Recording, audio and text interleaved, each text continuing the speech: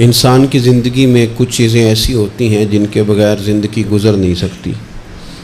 اتنی دیر تک جتنی دیر تک وہ چیز اس کے پاس موجود ہوتی ہے اسے نہ اس بات کا ادراک ہوتا ہے نہ احساس ہوتا ہے، لیکن جب وہ چیز اس کے پاس سے رخصت ہو جاتی ہے، اس کے پاس کسی وجہ سے خدا نخواستہ وہ چیز موجود اور محفوظ نہیں رہتی، پھر اسے احساس ہوتا ہے کہ ایک بہت بڑی نعمت تھی میرے پاس، وہ مجھ سے چلی گئی۔ ہماری زندگی کے اندر بہت ساری ایسی چیزیں ہیں کہ اگر وہ ہم سے رخصت ہو جائیں، خدا نہ کرے، تو پھر ہمیں بڑی شدت سے احساس ہوگا کہ یہ نعمت کتنی بڑی ہے۔ آپ کوس و قزح کے رنگ دیکھتے ہیں، دھوپ اور چھاؤں میں لوگوں کے چہروں کو ملاحظہ کرتے ہیں، آپ اپنے بچوں کو محبت کی نظر سے دیکھ کر دل کو ٹھنڈا کرتے ہیں، آپ اپنے ماں باپ کو محبت کی نظر سے دیکھ کر کامل حج کا ثواب حاصل کرتے ہیں، قرآن مجید کی زیارت کر کے آپ اپنے دل میں بہت سارا سرور محسوس کرتے ہیں، لیکن یہ ساری نعمتیں اتنی دیر تک آپ کے پاس ہیں جب تک آپ کے پاس آنکھ کی نعمت موجود ہے۔ اگر یہ رخصت ہو جاتی ہے نا، اگرچہ اتنی ساری نعمتوں میں یہ ایک نعمت ہے، لیکن آپ آنکھ نہیں ہے تو آپ کو تو اپنوں کا احساس بھی نہیں، آپ تو اپنوں کے چہرے بھی دیکھ نہیں پائے۔ کوئی بھی نعمت جو آپ کے پاس ہے، آپ کبھی محسوس کریں کہ اگر اس نعمت کا وجود ہمارے پاس نہ ہوتا تو ہماری کیفیت کیا ہوتی۔ یہ سانس ہے، ہم دو دفعہ سانس کا استعمال کرتے ہیں، ایک دفعہ اندر جاتی ہے اور ایک دفعہ باہر آتی ہے۔ اگر اندر نہ جائے تو بھی مسئلہ ہے، چلی گئی ہے لوٹ کر باہر نہ آئے تو بھی بہت بڑی مشکل ہے۔ تو اس کا اندر اور باہر جانا یہ زندگی کا احساس ہے۔ اگر کبھی سانس اکھڑنے لگے اور آپ کے سینے میں آپ کی سانس اٹکنے لگے تو ایک بہت بڑی تشویش ہے، ایک بہت بڑی آکسیجن ہے، پوری طرح سے انسان کو قید کر دیا جاتا ہے، اور وہ کہتا ہے کہ میرا تو سارا وجود سلامت ہے، ہاتھ کام کر رہے ہیں، پیر کام کر رہے ہیں، آنکھیں کام کر رہی ہیں، زبان کام کر رہی ہے، سب کچھ ٹھیک ہے، صرف سانس اکھڑ گئی ہے۔ تو انسان محسوس کرتا ہے کہ یہ ساری چیزیں سلامت ہونے کے باوجود میرے کسی کام کی نہیں۔ آپ کے پاس جتنی بھی نعمتیں ہیں ان کو اگر آپ شمار کریں تو کبھی آپ کہیں گے کہ ساری نعمتوں میں آنکھ زیادہ ضروری ہے، کبھی کہیں گے کان زیادہ ضروری ہے، کبھی کہیں گے زبان زیادہ ضروری ہے، کبھی کہیں گے دل زیادہ ضروری ہے، کبھی کہیں گے روح زیادہ ضروری ہے، لیکن میں آپ سے عرض کروں ان ساری چیزوں کے بغیر گزارا ہو سکتا ہے، رسول کائنات کی غلامی کے بغیر گزارا نہیں ہوتا۔ کیوں؟ اس لیے کہ اگر حضور کی شفقت نہ ہو، نبی پاک علیہ السلام کی رحمت نہ ہو، وہ ابن القیم نے ایک جگہ پہ کہا تھا کہ یہ حضور نے ہمیں انسان بنایا ہے، یہ نبی پاک علیہ السلام نے انسانیت کے اسباق پڑھائے ہیں، اخلاقی رویے کیا ہوتے ہیں حضور نے بتلائے ہیں، اگر حضور کا کرم نہ ہوتا تو انسان ایک دوسرے کو کاٹ کے کھاتا۔ یہ حضور نے بتلایا ہے کہ تم نے کس طرح زندگی کو گزارنا ہے۔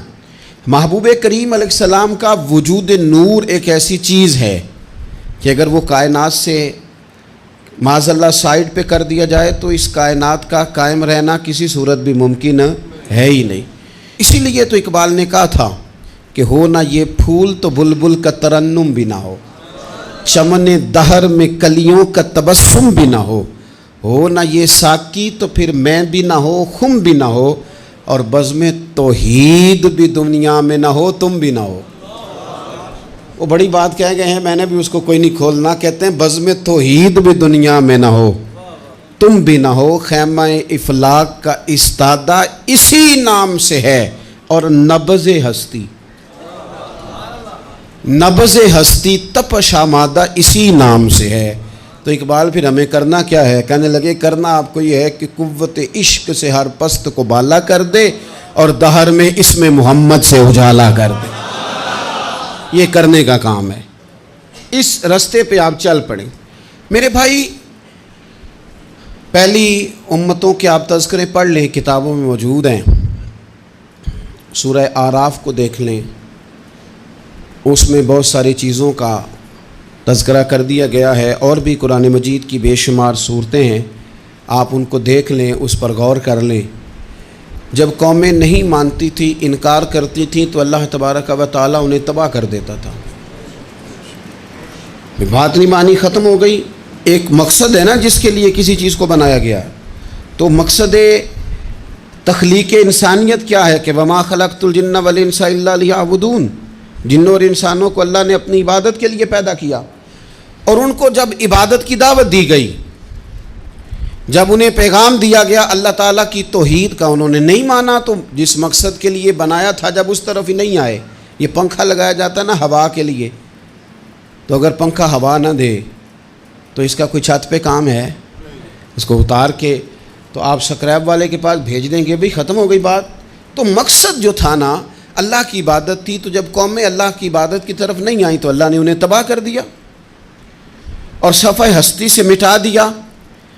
اللہ تعالیٰ کے پیارے محبوب علیہ السلام نے کفار مکہ کو، قریش کو، عالم عرب کو، عالم انسانیت کو دعوت دی، وداعیا الی اللہ باذنہ وسراجا منیرا۔ اس منصب پر فائز ہو کر حضور نے دعوت دی۔ جب انہوں نے دعوت کا انکار کیا، حضور نے انہیں عذاب سے ڈرایا، اللہ کے عذاب سے، چونکہ حضور نذیر ہیں۔ انہوں نے یہ کہا کہ اگر آپ کہتے ہیں نا کہ ہم پر عذاب آئے گا تو پھر آپ وہ عذاب لے آئیں، ہم پہ آئے۔ جب کوئی آدمی منہ سے تباہی مانگے، جب کوئی شخص اپنے منہ سے یہ کہے کہ کر لیں جو ہوتا ہے معاذ اللہ، تو اگر تو سامنے والا کمزور ہو تو شاید وہ کچھ نہ کر سکے، لیکن یاد رکھنا کئی دفعہ کمزور ہوتا ہے تو کچھ نہیں کرتا، تو کئی دفعہ مہربان بڑا ہوتا ہے، رحمان اور رحیم کئی دفعہ کرم نوازی کرتا ہے۔ جب انہوں نے کہا نا کہ لائیں وہ عذاب ہے محبوب جس کا آپ وعدہ کرتے ہیں، تو اللہ نے کیا فرمایا؟ فرمایا وما کان اللہ لیعذبہم وانت فیہم۔ محبوب رب کی یہ شان ہی نہیں کہ انہیں عذاب دے، کیوں؟ اس لیے کہ آپ ان کے درمیان موجود ہیں۔ اے محبوب علیہ السلام، اللہ کی یہ شان نہیں کہ انہیں عذاب دے اس حال میں کہ آپ ان کے درمیان موجود ہیں۔ آپ میری بات کو سمجھیں گے، غور کریں گے کہ کافروں کے درمیان اگر حضور موجود ہوں تو عذاب نہیں آتا، تو قیامت میں جب حضور مومنوں کے بیچ موجود ہوں گے، میں جو کہہ لینے دو نا کہ اساں جہاں گناہیاں دا جدوں اعمال نامہ پھرول ہوئے، پھر ذرے ذرے نے سامنے آ جانا ہے، جو جو منہ تھی بولیا بول ہوئے، اساں بھی کول حضور دے بیٹھ رہنا ہے، لکھ عمل ترکڑی تول ہوئے، او دے کولوں بھی رب نے حساب لینا ہے جیڑا بیٹھا ہی محمد دے کول ہو صلی اللہ تعالی علیہ وسلم، او دے کولوں بھی رب نے حساب لینا ہے جیڑا بیٹھا ہی محمد دے کول ہوئے، جس کو کہتے ہیں قیامت حشر، جس کا نام ہے، جس کو کہتے ہیں قیامت حشر، جس کا نام ہے۔ تیرے دیوانوں کے لیے وہ دن تو جشن عام ہے، زیارت ہوگی نا حضور کی، تیرے دیوانوں کے لیے وہ دن تو جشن۔ اور ایک شاعر نے اور بات کھول دی، کہنے لگا ہر نظر کانپ اٹھے گی محشر کے دن، خوف سے ہر کلیجہ دہل جائے گا۔ اچھا جی پھر کیا ہوگا؟ ہر نظر کانپ اٹھے گی محشر کے دن، آنکھیں پھڑ پھڑائیں گی، کانپیں گی اور کلیجے پھٹیں گے۔ منظر ہی ایسا ہوگا، انسان اپنے پسینے میں ڈبکیاں کھا رہا ہے، حساب کا وقت آ گیا ہے اور سورج سوا نیزے پہ ہے، زمین دہک رہی ہے، تو کہنے لگے ہر نظر کانپ اٹھے گی محشر کے دن، خوف سے ہر کلیجہ دہل جائے گا، پھر اوڑھ کر کالی کملی وہ آ جائیں گے، پھر اوڑھ کر کالی کملی وہ آ جائیں گے، پھر اوڑھ کر کالی کملی وہ آ جائیں گے، ہر نظر کانپ اٹھے گی محشر کے دن، خوف سے ہر کلیجہ دہل جائے گا، پھر اوڑھ کر کالی کملی وہ آ جائیں گے، سارے محشر کا نقشہ بدل جائے گا۔ میرے عزیز، حضور کے بغیر گزارا، نبی کریم کے بغیر کوئی چارہ، ہمارا کوئی سہارا ہی نہیں حضور کے بغیر، ہم کدھر جائیں سوائے محبوب کے۔ اس لیے نا صحابہ اس بات پر مطلع ہو گئے تھے، وہ نا بڑی بڑی دھیمی دھیمی باتیں پوچھتے رہتے تھے، اطلاع مل گئی تھی نا کہ اصل کرنا کیا ہے، تو جو رازدار لوگ ہوتے ہیں نا وہ پھر دھیمے دھیمے راز کی باتیں کرتے ہیں۔ حضرت انس بن مالک حضور کے خادم تھے، اماں نے دے دیا تھا حضور کی بارگاہ میں. کہتے ہیں میں 10 سال مدینے میں حضور کی نوکری کرتا رہا, تو قریب سے دیکھا تھا نا سارا کچھ. بہت ساری احادیث ان سے مروی ہیں, بڑی چیزوں کو دیکھا تھا, تو ہم سیانے ہو گئے, باتیں سمجھ گئے. قریب رہنے والے لوگ تو قربان پچھانن والے ہیں, تو گل جان گئے گل کھول دے نہیں. تو قریب پہنچ گئے تھے نا, تو سمجھ آ گئی تھی بات کی. تو ترمذی میں موجود ہے, ایک دن حضور سے پوچھتے ہیں یا رسول اللہ قیامت والے دن آپ کو کہاں تلاش کروں. یعنی حضور علیہ السلام سے پوچھتے ہیں حضور میں نا قیامت والے دن, بھئی بات تو یہ نا کہ اعمال ٹھیک کیے جائیں, معاملات پر توجہ دی جائے, عبادات کا خیال کیا جائے, جو ہمارے ذمے ڈیوٹیاں ہیں وہ پوری کی جائیں. تو وہ کہتے ہیں حضور وہ قیامت والے دن کہاں تلاش کروں. تو حضور نے بھی نہیں فرمایا کہ تو اعمال ٹھیک کر, مجھے ڈھونڈنے کی کیا ضرورت ہے, کہاں ڈھونڈوں. تو حضور فرمانے لگے مسکرا کے فرمانے لگے, چونکہ قربان پچھانن والے ہیں, تو اے گل جان گئے گل کھول دے نہیں. حضور علیہ السلام سے کہا یا رسول اللہ میں نہ قیامت والے دن کہاں تلاش کروں. تو حضور فرمانے لگے حوض کوثر پہ. یا رسول اللہ وہاں کیا ہوگا. تو فرمایا امت پیاسی آئے گی تو میں جام بھر بھر کے پلاؤں گا, میں جام بھر بھر کے پلاؤں گا. ایسا کہ تیری خیر تیرے میں کدے کی خیر, ایسی پلا کہ جس کا نشہ عمر بھر رہے. اور ایک نے کہا تھا کہ طیبہ سے منگائی جاتی ہے, سینوں میں رچائی جاتی ہے, توحید کی میں پیالوں سے نہیں نظروں سے پلائی جاتی. حضور صلی اللہ علیہ وسلم نے فرمایا حوض کوثر پہ بھی جام پلائیں گے. سیانے بڑے تھے, حضرت انس اور بلا ہمارا کر رہے تھے.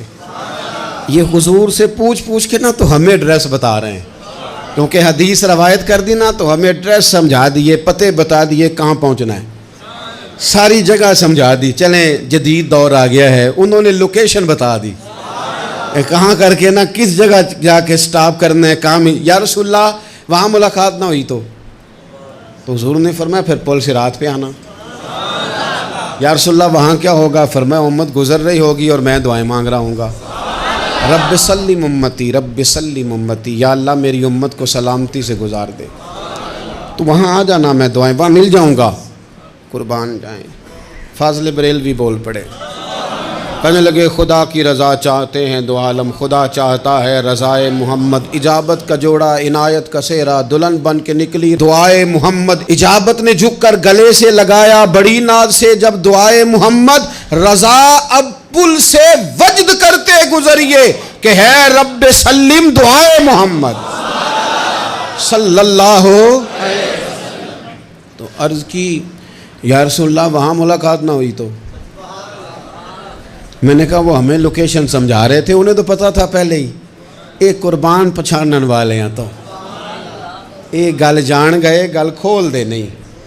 تو وہاں نہ ملاقات ہوئی تو حضور نے فرمایا پھر میزان عمل پہ آنا.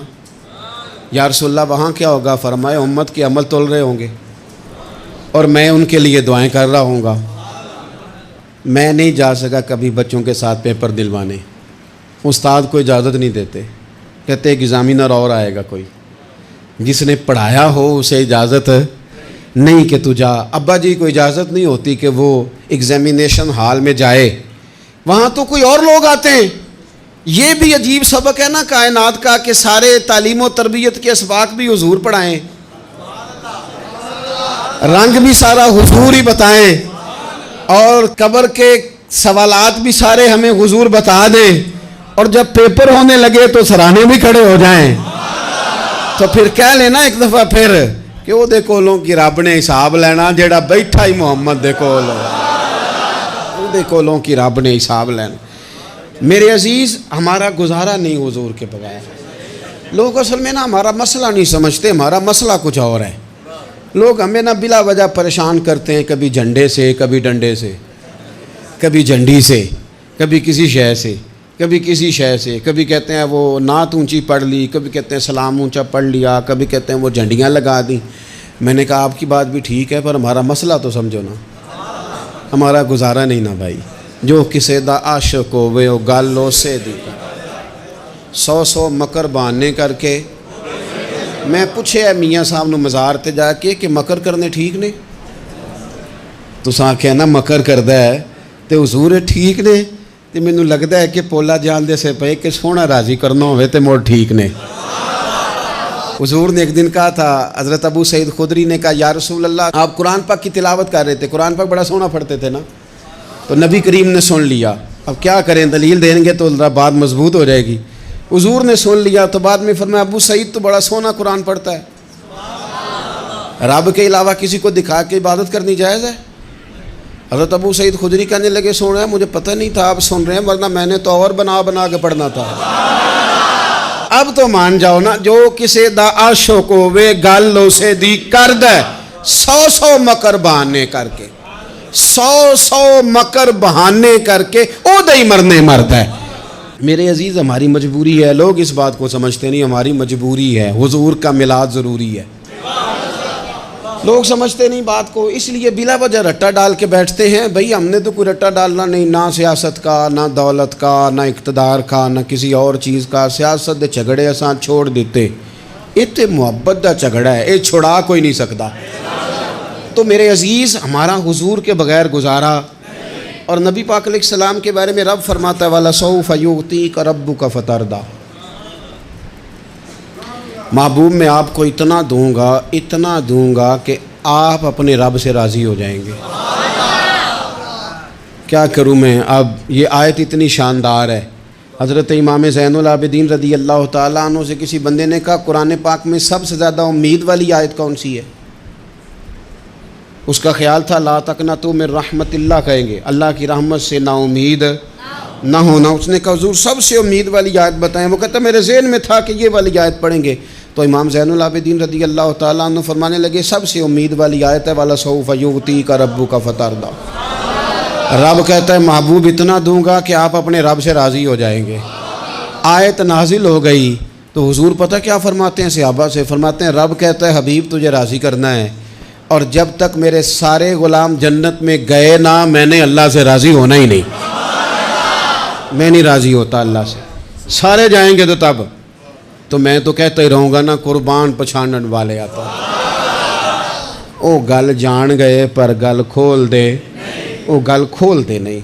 पता चल गया बात का, हुजूर के बगैर गुजारा, हुजूर के बगैर कोई चारा, कोई चारा ही नहीं। और ख़ुद हुजूर क्या फरमाते हैं, ये सुनन इब्ने माजा है, मेरे रसूल पाक सल्लल्लाहु ताला अलैहि वसल्लम इरशाद फरमाते हैं, हदीस के रावी हज़रत अबू मूसा अशअरी रज़ी अल्लाह ताला अन्हु, हुजूर फरमाते हैं कि अल्लाह ने मुझे इख्तियार दिया। या रसूलल्लाह किस बात का? फरमाया रब ने इख्तियार दिया, मैं चाहूँ तो आधी उम्मत बग़ैर हिसाब के जन्नत चली जाए, और मैं चाहूँ तो अल्लाह से इख्तियार ले लूँ कि या अल्लाह मुझे शफ़ाअत का हक़ दे, मैं सिफारिश करता जाऊँ और तू इन्हें माफ़ी देता जाए। ये मुझे इख्तियार दिया अल्लाह ताला ने। तो हुजूर क्या फरमाते हैं? फरमाते हैं वो आधी उम्मत वाला सौदा नहीं मैंने कबूल किया, मैंने ना शफ़ाअत ली है, क्योंकि ये आम तर है और ये किफ़ायत करने वाली है, ये आम भी है और किफ़ायत करने वाली भी है। और हुजूर ने ये लफ्ज़ कहे, ये सुनने इब्ने माजा किताबु ज़ुहद देखिएगा, उसमें रवायत मिल जाएगी। हुजूर फरमाते हैं याद रखो, तुम्हारा क्या ख्याल है कि मेरी ये शफ़ाअत परहेज़गारों के लिए? खुद जुमला इस्तिफ़हामिया से बात करते हैं, तुम्हारा क्या ख्याल है कि मेरी ये शफ़ाअत जो क़यामत में मैं सिफारिश करूँगा तो परहेज़गारों की करूँगा? हुजूर फरमाते हैं नहीं, मैं क़यामत में गुनाहगारों की सिफारिश करूँगा, मैं गुनाहगारों की सिफारिश करूँगा, गुनाहगारों के लिए अर्ज़ करूँगा अल्लाह की बारगाह में। कुछ दिन पहले मैं कहीं पढ़ रहा था किसी का मज़मून, उसने तशबीह किस तरह की दी है मुझे पता नहीं, लेकिन लिख दी बात, कहने लगे एक वकील होता है, एक शफ़ी होता है, एक वकील होता है, एक हुजूर वकील नहीं हमारे, हुजूर हमारे शफ़ी हैं, शफ़ाअत करने वाले हैं।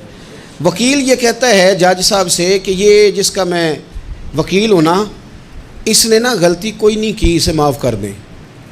वकील यूँ बहस करता है, कहता है इसने किया ही नहीं, जुर्म माफ़ करें।